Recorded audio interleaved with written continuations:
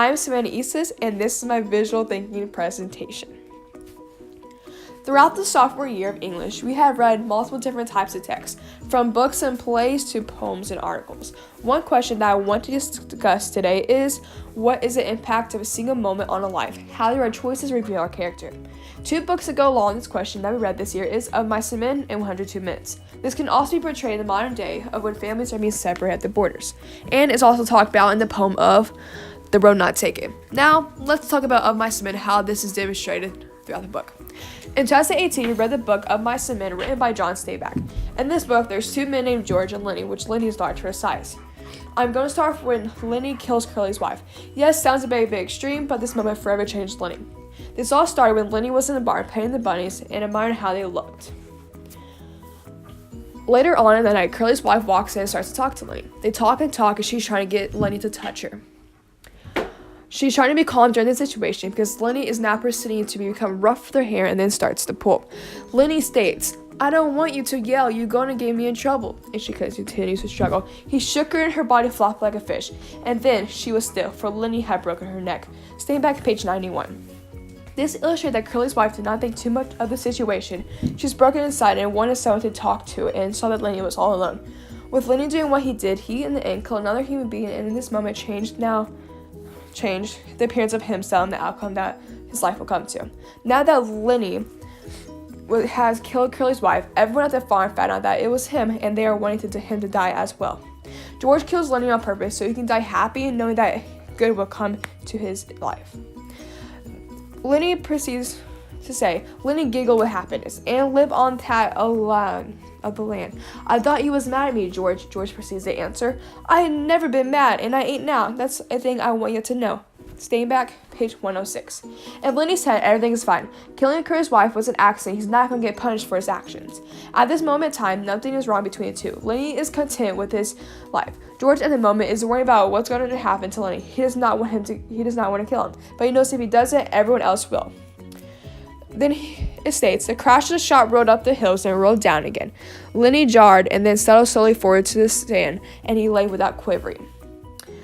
Staying back, page 106. This exact moment is where George released the trigger and shot Lenny in the back of the head, where Lenny did not know what was going on.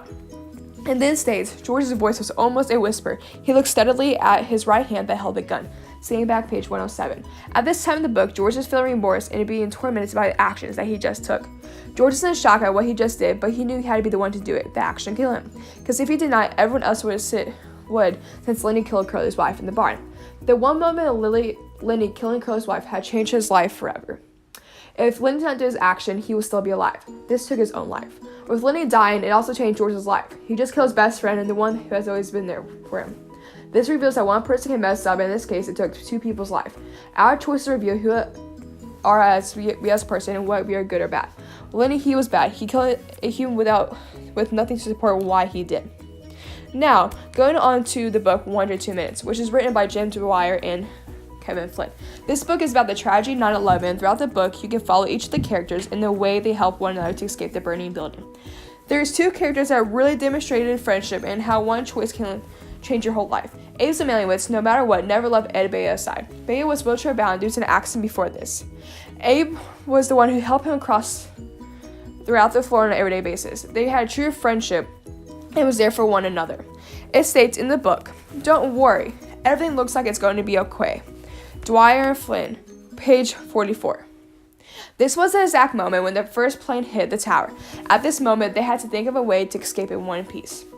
Abe had to reassure Ed about the whole situation. They had to stay calm so that Ed would not be worried, and he wanted him to understand that it was a minor accident, and he wanted him to be calm. Everyone else was rushing down the stairs to escape this tragedy. Abe had every chance of protecting his own life and to escape the safety, but he chose not to. He chose to stick by Ed's side. It states, "Why don't you go?" "No, I'm staying with my friend," Dwyer and Flynn, page 178. This illustrates that Abe could escape at any time, but he chose to stay by Bea's side the whole time. Many firefighters urged Zamaliewicz to free himself from the building before it potentially collapses. He told everyone else to escape, but he did not. It states in the book, who had already turned aside many suggestions that He'd leave Bea behind to the care of Clyde first. Dwyer Flynn, page 219. Abe turned down every opportunity that came across him and denied everyone until a group of people could help them both escape. This helps illustrate that dedication from Abe Demowitz had by sticking by Ed Bea's side. He did not want him to be alone. It also states in the book, order his company out, but stay with Ed Bea in his wheelchair. Dwyer Flynn, page 243. This illustrates of the ending of their friendship in the building. Abe could have escaped and live the rest of life of his own, but he chose to stay next to Ed. At this time in the book, both characters have now passed by being next to each other. He waited until there could be help to carry down Ed to a lower level. Since there was no help, he stayed with him. This single moment of Abe staying with Ed, rather than limiting his life, impacted both Ed, knowing that he could have a friend, someone that could care for him as well as much as he did, and Abe, who wanted his friend to have closure to his whole situation and wanted to be there for him. Now going on to the modern day. In this world, families coming from Mexico are being separated when crossing the borders. In the past few years and months, Trump administration announced a new policy. It states, authorities would criminally prosecute anyone who crosses the border illegally. The result, while they face prosecution, parents are now held in federal prisons, where their children can't be held with them. So shit. With Donald Trump putting this policy in place, families are being separated without a say. They come over to America to pursue a better life for them and their families, but with doing so, the family gets separated.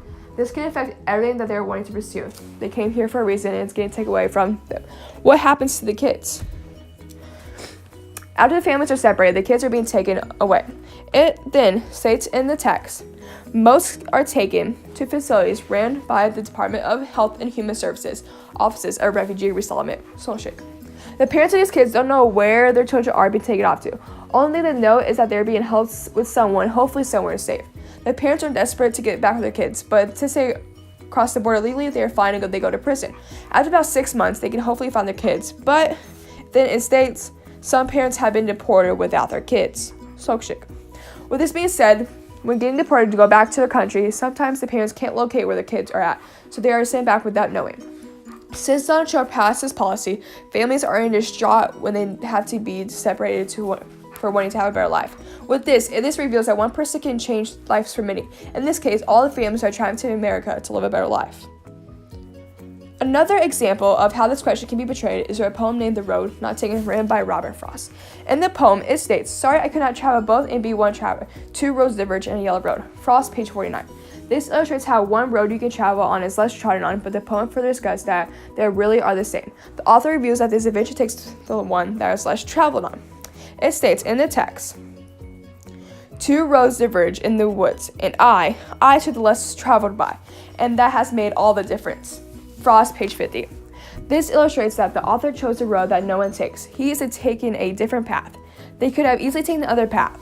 This decision took him to a better life. In conclusion, the author wanted the reader to see that the path they took ultimately changed their life in a good way.